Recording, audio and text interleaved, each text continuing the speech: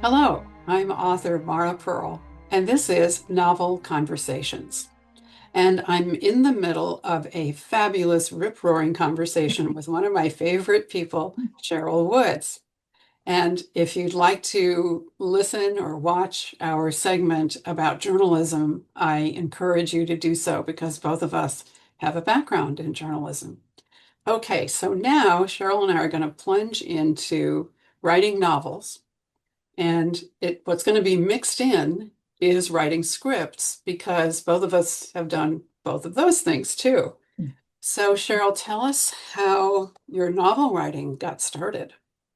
Well, as I was in journalism, and I've always said that journalists as a whole tend to be fairly cynical and are constantly complaining about this or complaining about that. And the way we observe the world is from, I think, a sometimes cynical perspective. And I worked for a newspaper, and typical journalism, we'd gather around and do that. And friends of mine would say to me, you never say anything. You're just going to up and quit one day. Mm, And I loved my job. I was a television critic in Miami, and I absolutely loved it. And I was on my way home from work one day after some very interesting battles. And I said to myself, it's not fun anymore. mm, And I went in the next day. I looked at my finances and said, okay, I could survive for a few months without a job if I had to. And I went in the next day and quit my job. And I went home and decided to try to write a book. And I read romances, and the romance industry was just taking off in publishing at that time. So if you understood the genre and you could string some sentences together and had some idea of characters, you could try at least. And I remember thinking that because I've read so many, surely I can do this. And then I sat down and I said, well, where are my interviews? Where are my facts? Where is my story coming from? mhm. And then somebody who very wise said to me, you get to make it up. And well, what a concept, because in journalism, we didn't get We to make don't it do up, that. as No, we yeah. have discussed in the past. And so I sat down and started trying. And in the 9 months before I needed to get another job, I wrote a couple of books on, pure spec to see if I could sell them. And then I went out and got a real job again. And I was working for a medical center doing something entirely different. And lo and behold, I got a call that one of the companies was buying a book I'd submitted. And they said, do you have anything else? And I said, well, I have something under consideration elsewhere. Let me see what its status is. And I have some other ideas because as a writer, we always have ideas because you never know which one's going to strike a chord. So you better have some floating You around. bet. So I went to the other publisher and spurred them, like I've got some interest, and if you're not going to buy this, then let me know that. Well, 2 weeks later, they called and bought the other book. And then I turned Oh, those you're on ideas a into, roll. so I sold something like, I think it was 6 books in about a month.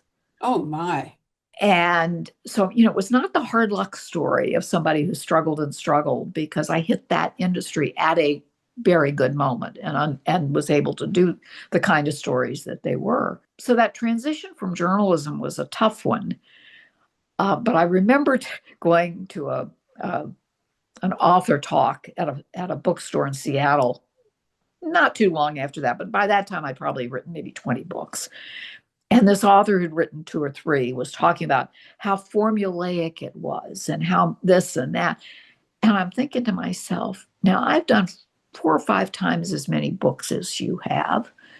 And I didn't think any of them were the same. Yes, they were all boy meets girl, boy loses girl, boy gets girl back. But every one of them, I made a point of trying to tell a different story and a different conflict and a different part of life that I was dealing with. But that's how I sort of jumped from journalism into it. And I would say it was another 2 or 3 years by the time I got an agent and then decided to quit my real job and try to write full time. I think my agent came close to a heart attack when I told her I wanted to do that, because you never know. And Yeah.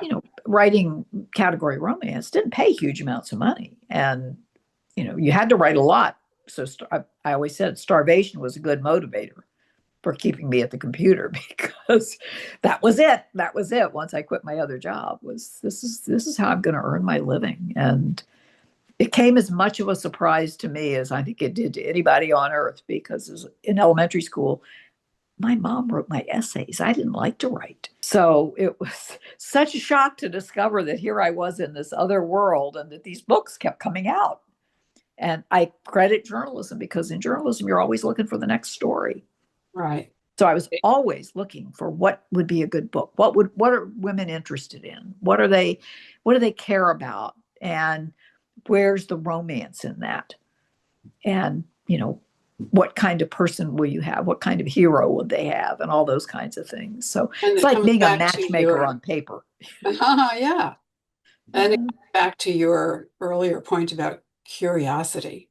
Yes. The Curiosity. fascination, I think, to write novels, we have to really be fascinated by people, what makes them tick, Absolutely. and what they're looking for, and how they get fooled, and how Right. their eyes get open. And I love the learning journey of Right. the characters Well, you that become sort of their psychologist in Mhm. trying to dig below the surface and what really got them to this point. Because if you write purely on the surface, you get one kind of story. But if you dig below as to the motivation and what caused them to think this way, or look for that kind of person, or hurt them in the past, so you are part psychologist for your characters. Yeah, And that's true. Yeah, yeah, that's true. That moment where you realized it wasn't fun anymore, yes. a real epiphany of a moment. I had one of those too. I loved my life in New York. I loved my job as a Mhm. journalist. And I realized there was a kind of disconnect that had started, where I was starting to be viewing my life from some distant point, Mhm. not really engaged certainly not engaged in my creativity. Right. And that was very much at the root of things for me, even from childhood. And so I I did move to Los Angeles, and I did get a job as a journalist when I first got to Mhm. LA. But my purpose was to reconnect with creative writing and with performing, which I had also done as a child. Right. And everybody in my life thought I had totally lost it. You Oh, know, yeah. Yeah. my dad Yeah. was When you like, make a decision like that, they "Oh my think, oh, gosh." what have you done? Yeah. Yeah, and I had an offer from the AP on the table. And, my dad was like, "You're doing what?" Yeah. Um, and so, later that becomes the journey of my protagonist, that Right. she's got a lovely life, everything is going along just fine, and then she realizes, no, it's not. I'm completely out of sync. Yeah. I'm an artist of wildlife, and I'm living in the city. Problem number one. How am I going to Right. get to the moose? They're not going to Yeah. be in 10th Street. Yeah. Yeah. Yeah. So then that willingness I called it the journey from head to heart, that willingness to give up the comforts and hurl yourself into an unknown future. Yeah. Um, Yeah. I didn't realize at the time, but it really is an act of courage. And I Right. think the career of any writer who's doing novels, that courage has to be part of the career. Certainly stands you in good stead. Well, and I said that when I was covering television, and you talk about actors and actresses, of the amount of inner peace and ego that go with putting your persona on the line in television. You can be canceled in 6 weeks. So that constant threat of rejection is something that if you don't have a strong ego, you'll be crushed. And you see that also with writers, that the first time a critic takes them to cuts them to shreds about this or that, they're just devastated. And you have to have enough of a thick skin and enough belief in yourself. The first rejection letter you get from an editor, or you may or may not have ever experienced this, but I had a writer, newspaper friend, who said at one point after I published a number of books, he says, "Well, they must take everything you offer them now." I said, "No, they still reject ideas that I have, and not at a later stage, but early on, they'll reject something that I'm passionate about, and if I really believe in it, I'll try to come in it a different way or something like that."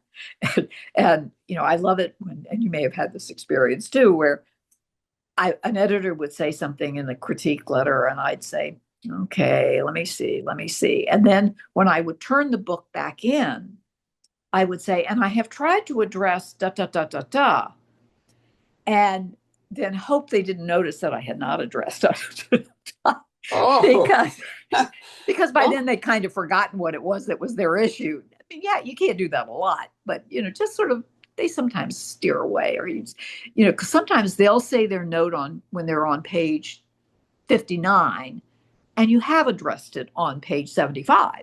They just right, didn't read that far and didn't go back and take that note out, kind of right. thing. So, Yeah, and also if you're the one who knows your characters and your story, and yeah, if you're sticking to a core element of what you're writing, then you have to, you know. right, And if right. if the editor doesn't agree with it, I bet your readers will. Yeah. Well, I can I get think that it's far.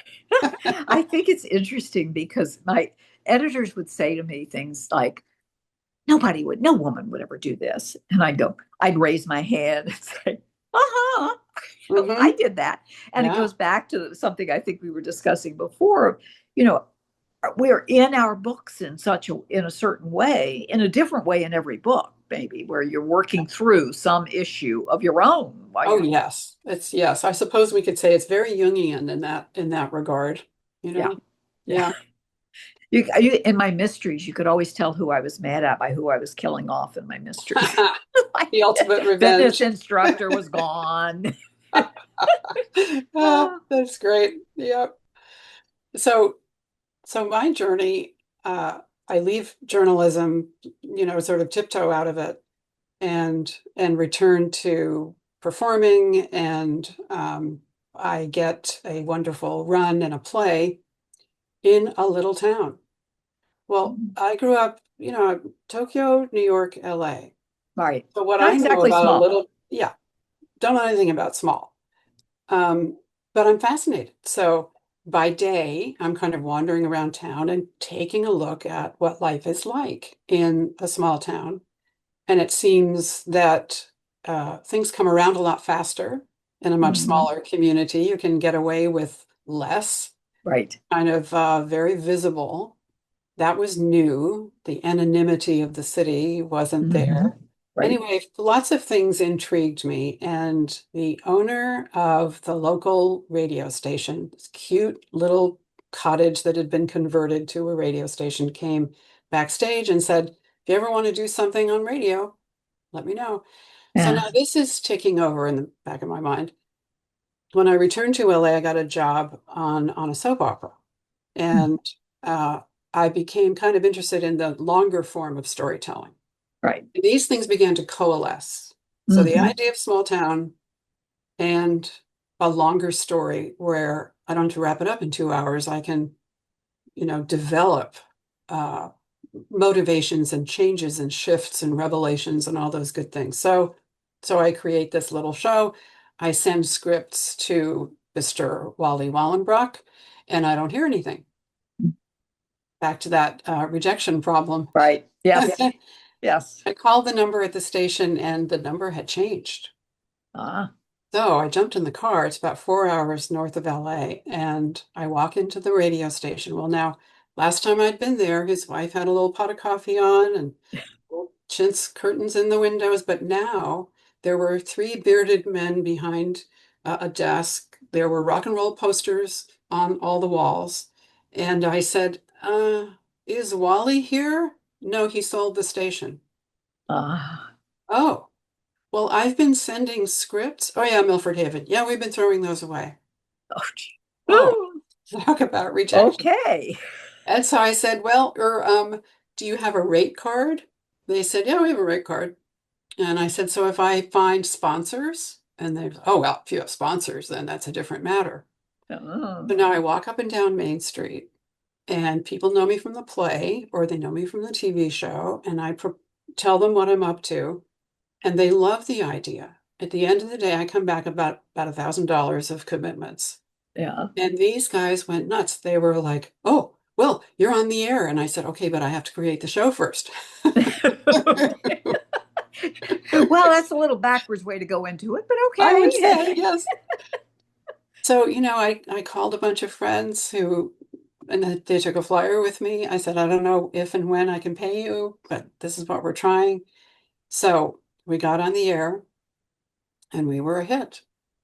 Yeah, So, it was lots of fun for all of us, like creating a little acting company. right. Yeah, Um, but I wrote the scripts, and then I had colleagues who were just fantastic actors, wonderful directors who came in and contributed. I also found an ideal engineer, fabulous engineer with a small studio. I still work with him. And so, okay, this is great, but would it work in any other community? Would be the right. next question.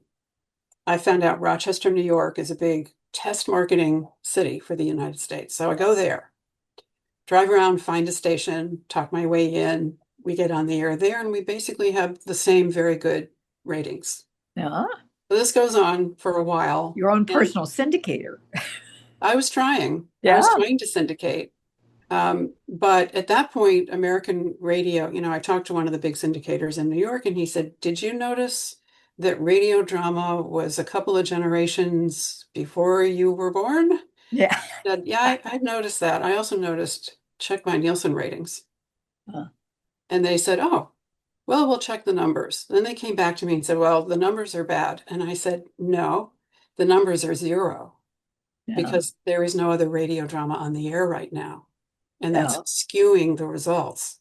They couldn't understand that. yeah, But while I was trying to argue the point with them, the BBC heard about this little American radio drama. yeah. They called me and we signed a contract. So it was the first time an American radio serial was going to be broadcast on the BBC. Oh, geez. So lots of jubilation, lots of trepidation too. Yeah. And after about 6 weeks, I got a call from Pat Ewing, who was our producer in London, and she said, "You might like to pop over. It's doing rather well." And I said, "What does rather well mean?" And she said, 4.5 million listeners. Wow. That's Okay. great.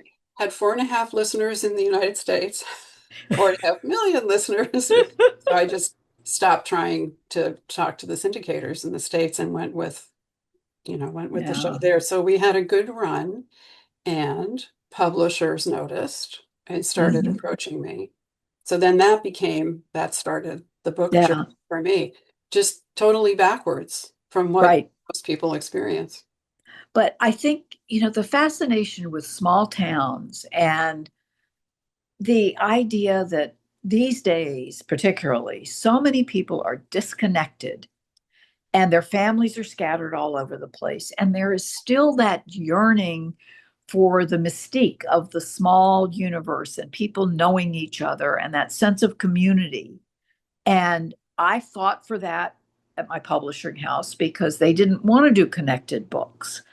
And, so I was doing the book version of what you were doing in your dramas Absolutely, yeah. and proving the point that, when you can come back to those characters again and again and want to know what's happening. And I mean, I watched soap operas as a kid. My mom listened to them on the radio when I was Yeah, little. yeah. And yes, that was another generation, but I think we still kind of want that. And I think Oh, even I agree. today's TV shows that are hits are best hits because they've created in some form a family or a community that viewers get to go back to and care about and whose problems are relatable and all those kinds of things. And that's what makes it work. I so totally agree. And that was a discovery for me that kept showing up on the page, Yeah, um, is that authenticity. I have a chance here to find myself. right, It's the ultimate journey. And if I have a community like this, it will support that journey of mine instead right. of my being just sort of rattling around the universe in a Right. lonely way and still searching for what am I supposed to be doing? Right. That sense of purpose, that sense of connection, I think it's more important than ever. As you said, my most recent book is all about the healing of my little town that has had a rift of build versus no build. Oh, And it has carried into the personal feelings of people in town. There's all kinds of resentment and judgment and so forth. And everyone starts to realize this isn't working. yeah. We really need to get over ourselves and reestablish connections and key into our talents because we really do have something to offer. Hmm. And so it was a really exciting book to write. I think one of the fun things is you know what you're going to write, and then again, you don't Right. because it You never reveals know quite where itself. the story's going to take you. Right, right. Yeah. I love that. No, that's the fun, truly fun part of writing is to be able, and I was able to do it more so with my mysteries than with the romances, because with the mysteries, I had editors who let me just tell the beginning of the story when they bought the particular book. And from there, I could just dive in and be in the head of the heroine and go through this. Where would she be looking? What would she be looking for? So I was discovering as I went, as opposed to having to pre plan it all to satisfy the publisher that there was a whole story there. And that was probably the most fun I ever had as a writer, was doing Okay, this. so that brings me to this sort of perennial question. Are you an outliner or are you a pantser? And for people who haven't heard that term, it's writing from the seat of your Seat of pants. your pants. Oh yeah. Well, and in fact, with mysteries, I was a writer from the seat of my pants. And my favorite story was my editors were so used to the fact that I didn't know where I was going from the beginning of the book to the end. And I had one particular book in the series the Amanda Roberts books that I was writing for Warner Books. And my editor said, I'm on page so and so of the final draft. And she says, I still don't know who done it. And it was the one book I'd actually told her in advance who did it and where I Oh, was going with it. And then in another story in the exact same series, talking with my hands again, in the exact same series, I, from the beginning, thought I knew who'd done it. And, usually a good mystery writer will plot that out and seed yeah. the story as they go and everything. I get to the end and the big reveal comes out and he didn't do it. Somebody else did. And I had to go back and make sure they were even in town and plot backwards to make sure that Oh, all the that's great. but That it is was so much great. fun to do that. It was just so much fun to do that. Now, as I said, with the romances, they really wanted, I would write like a short story version of the book. And so it was a beginning, a middle, and an end, more or less. And then I would break those scenes apart, and that would give me the structure for the book. Right. And then the rest of the writing was building bridges between those sections that I'd already plotted out for the editor to keep them happy. That makes sense. That's great.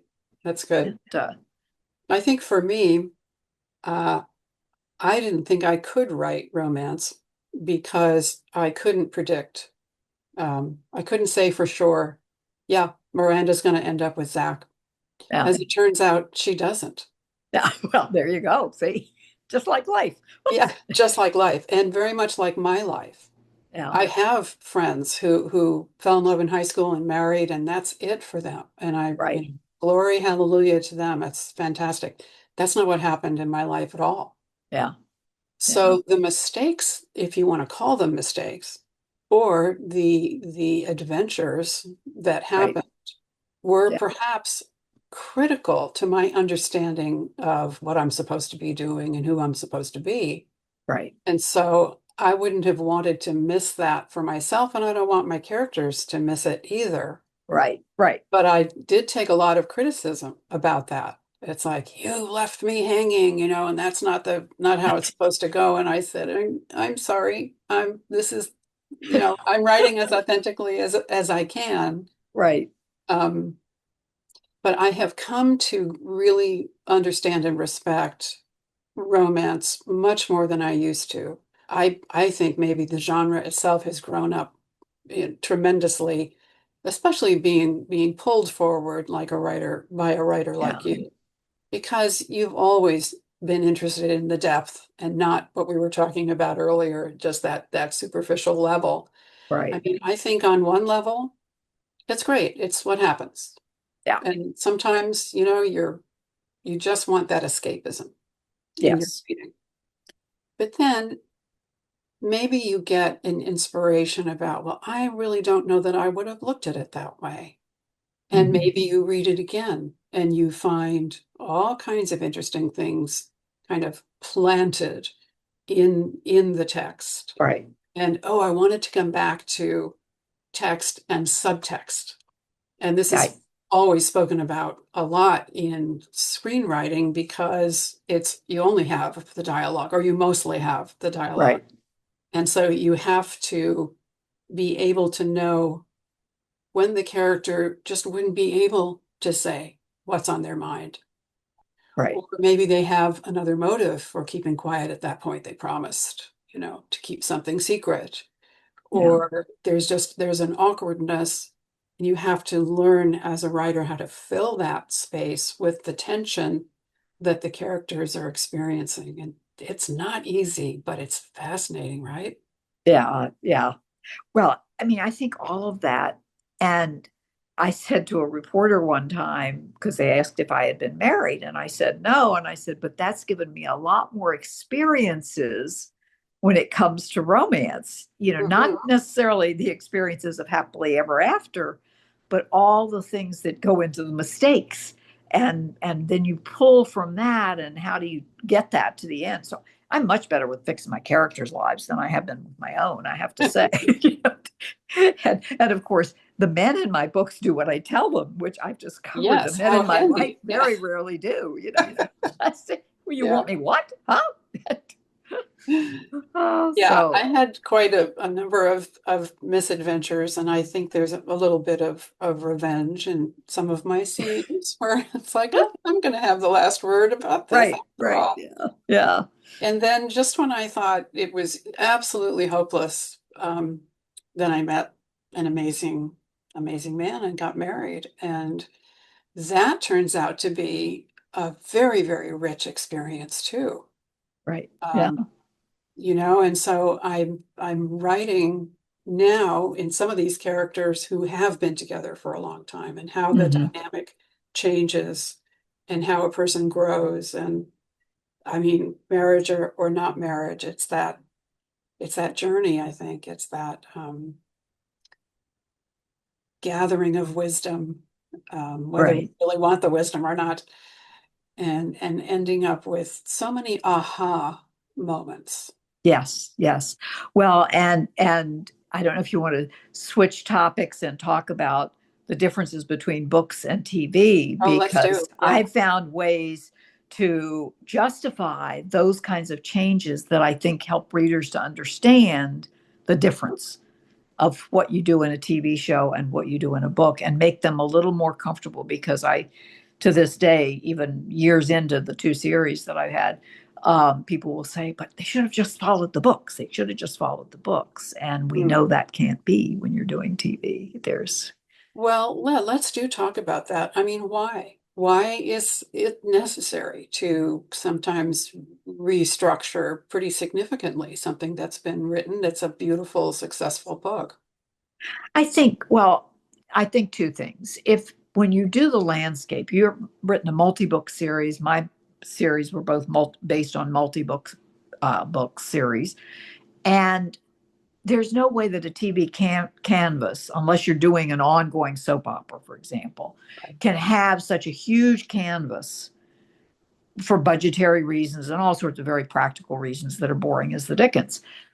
But what I like to explain is that I wrote about these characters at a moment in their lives when Mm. they were dealing with X, Y, or Z.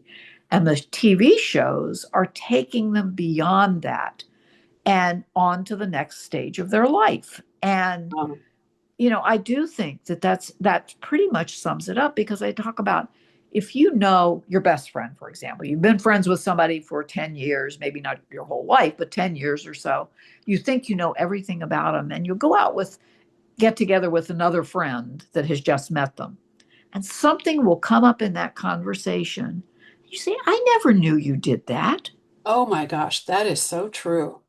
And isn't that what TV is doing with our characters? Is we're Mhm. discovering levels that you and I never thought of if you've got a Very good writer. interesting. Yeah, If you've yeah. got a good writer who's doing that in a way that you can, as the original writer, the creator of the characters, is comfortable with. I mean, I've certainly had moments when I said, I don't think that's who this person is. But Tough, yeah. most writers that I've dealt with, the showrunners on these shows have really been pretty careful to keep the core of the community, of the characters, and the heart of the stories where they started in the books. Well, Um, I think that's why presumably the producer will have purchased the series in the first place, that there is a core there that's so valuable right. that they want to bring Yeah. to a fresh audience. Right. And I think that every writer who has done a series of books has something in mind for that particular batch of books that they're trying to get to or deal with or whatever, thematically or whatever. Um, and again, if they stay to the heart of that in the TV show and don't go off on a tangent, I've had people say, well, we could go and do this. And I'm thinking, no, no, no, no, no. That's a whole other series. If you want to do that series, you can do that. But Hmm. that's not this series kind of Yeah, thing. You have yeah. to know if you're going to make that transition, you need to know what you want the TV show to be about, how to feel, and that kind of thing. Well, what do you think is the theme of Chesapeake Shores?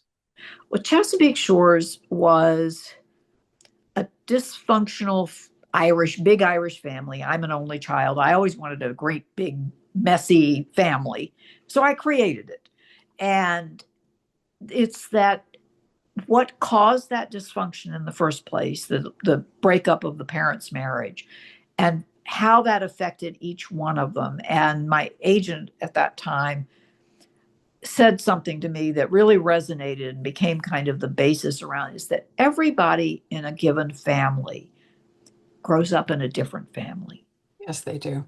The dynamics are different no matter which child you are, which adult you are, and all that kind of thing. And that's what I wanted to explore in that series. It was a family dynamic and how they fit together and how they related and how they grew and changed and all that kind of thing. Did you know for that opening bell was like striking this uh, porcelain jar and it shattered. Yeah. And so, did you know that ultimately you wanted that jar to be glued back together, or was it just that whatever character exploration unfolded, you would go with that? I knew I wanted everybody to come back together because again, I there's romance in my heart about family connections and resolving it, and everybody lives happily ever after, but not without struggle and their own individual struggles that are very different amongst themselves and what they were each dealing with as they tried to make this work again. Yeah, And it's interesting because I that's exactly the path that I ended up following. yeah. Beginning with this what appears to be a lovely sort of perfect exterior, and it's absolutely not. It's not functioning. Right. Well, and I noticed it because I'm reading the preview book now of your series that came after the original first book, if Yes, I'm yes. correct about that.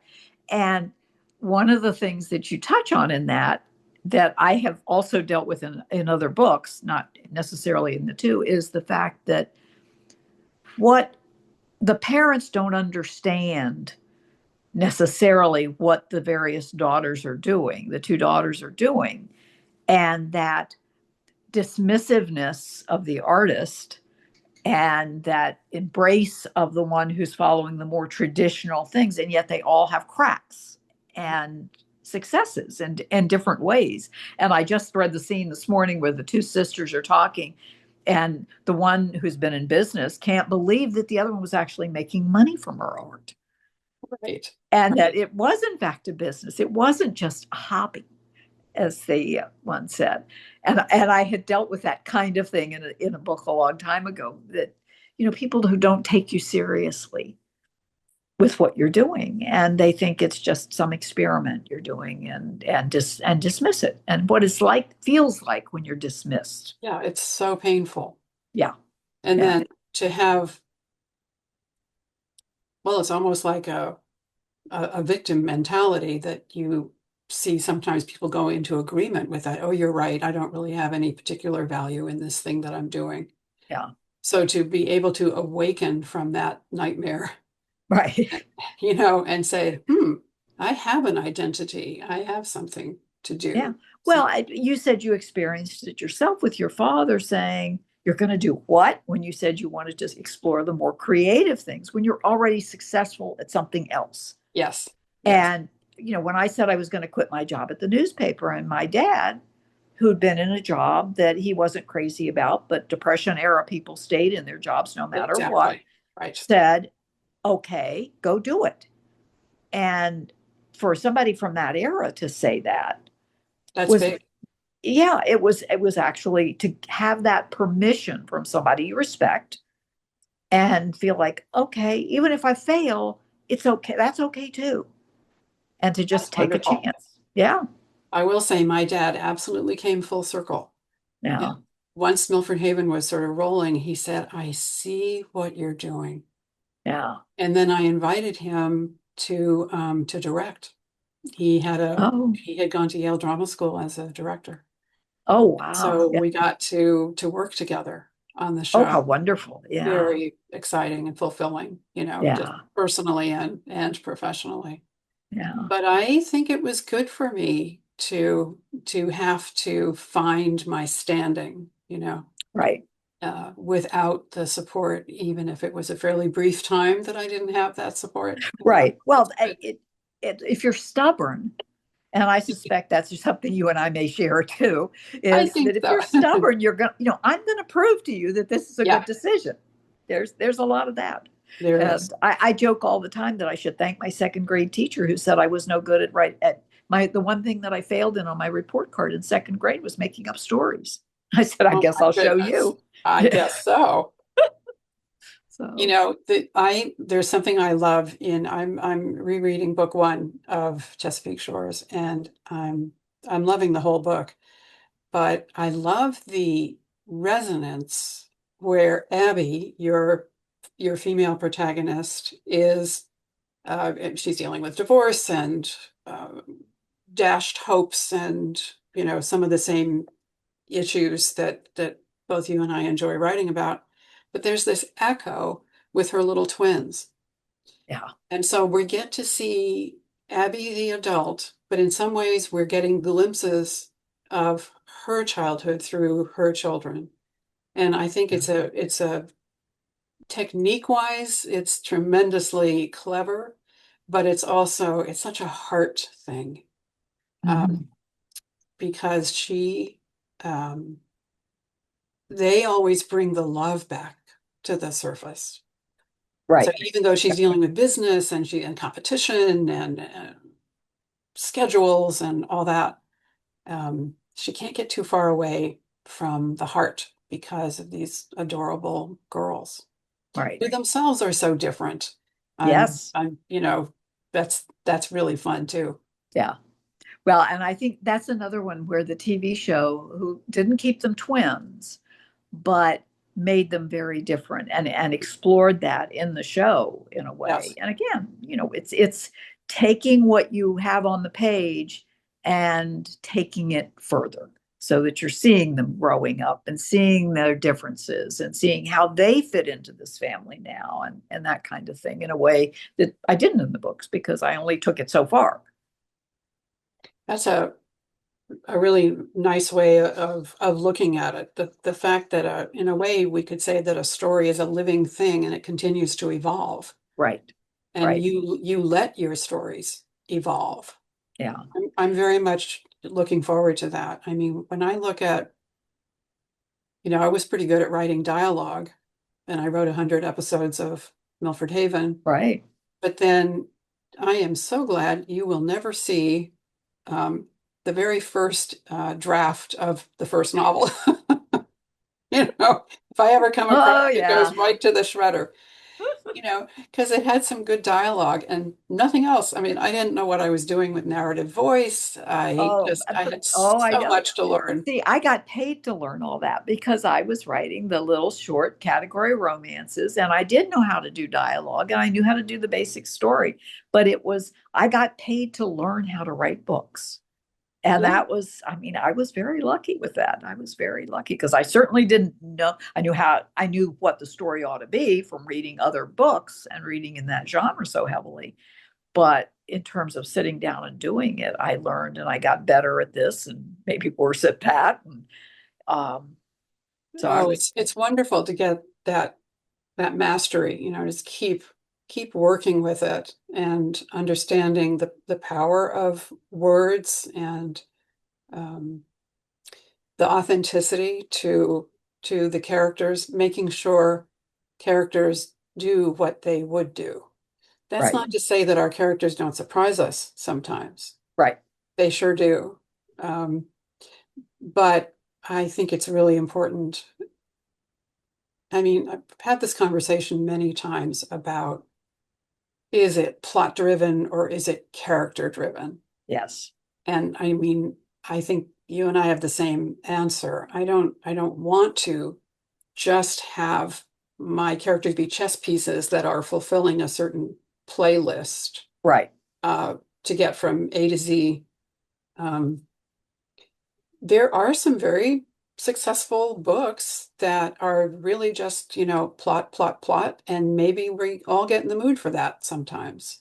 Well, and I think those are the ones that as you read them, can say to yourself, if you think this way at all, is it was meant to be done on screen. It's the plot is what counts. Hmm. And mine are certainly character driven and, the underpinnings of their decision making and all that kind of thing. Exactly.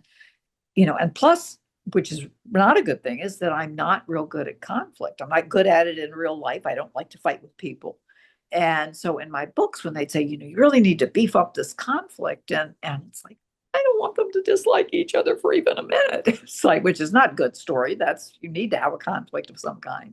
But finding one that I'm comfortable with that works for the characters and makes that stronger and the emotions then stronger and all that kind of thing is tough. I think having characters have so much at stake, then they can become argumentative. I don't know Right. if you've met them yet, but I have an older pair who are on two sides of the political build, no build, but they Mhm. also had a personal relationship. And so there's just this sense of, you are so stubborn. You've never listened to me. I've been trying to make this point with you for years and you still don't get it. Yeah. And so it became easier to write that conflict. And then I had these fantastic actors. And Yeah. even now, when I continue to write these characters, I hear them. Yes. I'm And I sure. feel Yeah. it's such a gift what Yeah. they brought to the parts. Yeah. Yeah. No, I said that to a friend one day who asked what I was doing. And I said, I'm waiting for my characters to start talking to me. Because Hmm. when you start truly hearing them in your head and you're driving down the street and the scene's unfolding in your head and the dialogue is there and sharp and exactly what you want, that's a gift. If you can Oh, get it yeah. early in the book, particularly if it's not part of a series, if it's a standalone and you are struggling to know these characters, it's that moment when they become living, breathing people in your head. Hmm. And my friend said, don't tell that to a mental health I professional. know. It's like, okay, yeah, Yeah. probably not so Yeah. good. Yeah. Yeah. I have a friend I who, hear voices. I hear yes, we voices. do. Yes. I have a friend who used to say, good night, everyone. Yep. Okay. I haven't done that yet. Okay. That's Yeah. Well, and that's, I think, maybe one of the great values of author communities. yes. And so, um, writing is this solitary endeavor. We spend hours, days, weeks, months, years by ourselves with Right. our characters. Right. Um, but then I had sort of a revelation one day of going, oh, there are other people doing this too. And I could talk to them and they could understand me. And Right. Yeah. it's Yeah. just wonderful how I just don't experience competition in this arena of being an author of women's fiction. Yeah. I mostly experience synergy. How do you feel about that? I think it depends on the other people in this business, just like it does in acting, for example, in any of Mhm. those creative fields. There are people who are insecure, who have to talk about all their successes in a way that makes you feel competitive when you don't want to feel competitive. Oh, yeah. And and they just got this big contract, and they just got this, and their publisher's never doing enough, and you're thinking, well, my publisher's not doing any of that, and I feel okay. What's wrong with me? Mm, um Kind of thing.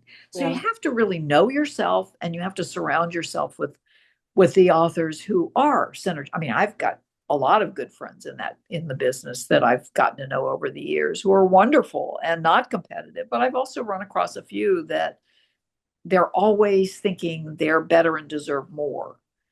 And and that's a challenge, but they're not that many of them. And generally speaking, I think most of the people I've known over the years, we've supported each other and sung great hallelujahs when they're successful at this or that. And that's a wonderful thing when you can get that kind of, Oh, it because they is. know what it takes to write a book. Yeah. Yeah. But there's also a difference too in people who, and you may have experienced this on all those different areas that where you've had success, is that some people take it seriously as a business, which is what I tried to do, and understood deadlines and understood the other side of what those needs were, the publicity side and all those kinds of things. And then there are other people who want to just sit and write their book and expect everything else to just happen.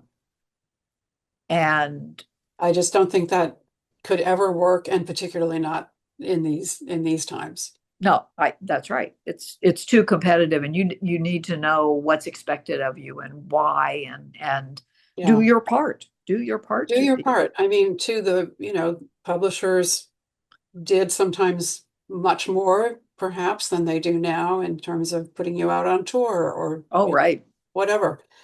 But one of the when I finally got the contract I really wanted, the publisher was very savvy, and he said, "Look, you're the expert in this story. Mhm. You're the one who's been living with these characters. You have the talking points. We can enhance all of that for you, but we really can't do that initial that groundwork." And I thought, Right. no, that's right.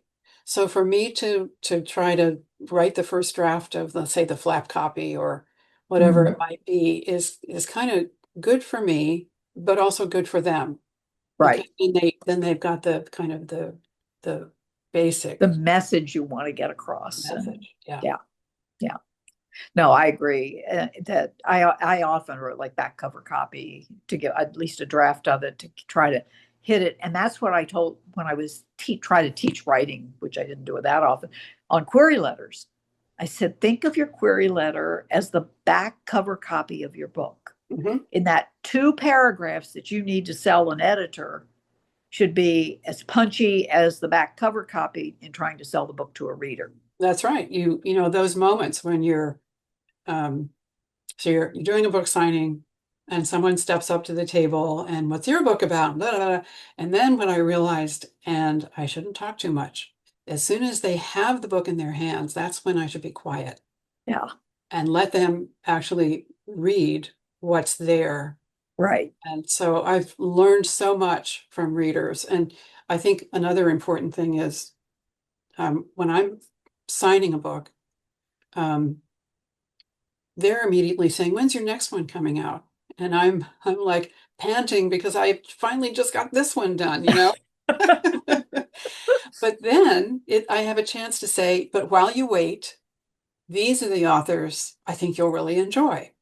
Ah, good. And who do I mention? I always mention you. There are 2 or 3 others who I admire their work, and there's enough in common with sort of core values and things Right, with the writing that I think somebody who enjoys my books really will enjoy theirs right. too. And I love that idea because we want to keep readers reading. Absolutely. Yes. Nothing. I had a bookstore for a while, and nothing frustrated Oh, me more wow. than parents coming in when Goosebumps was very big with little kids. And there'd be a new Goosebumps book that would come out. And the parent would say, "Oh, I'm not going to buy you that. I'm not going to buy you any book like that." And I'm thinking, they're asking to read. Oh, Encourage that. I don't care what they're reading. And I had one little boy, and it was with the Harry Potter series. And I always would say that, the deadline and kids would reserve their copy and all that kind of thing. And this little boy called me one day, one Saturday, and I think the book was due in the store that Saturday. And he said, "Has it come in?" I said, "Yeah, yeah, it's here." And he said, "I can't buy it till tomorrow, but could I come in and hold it?"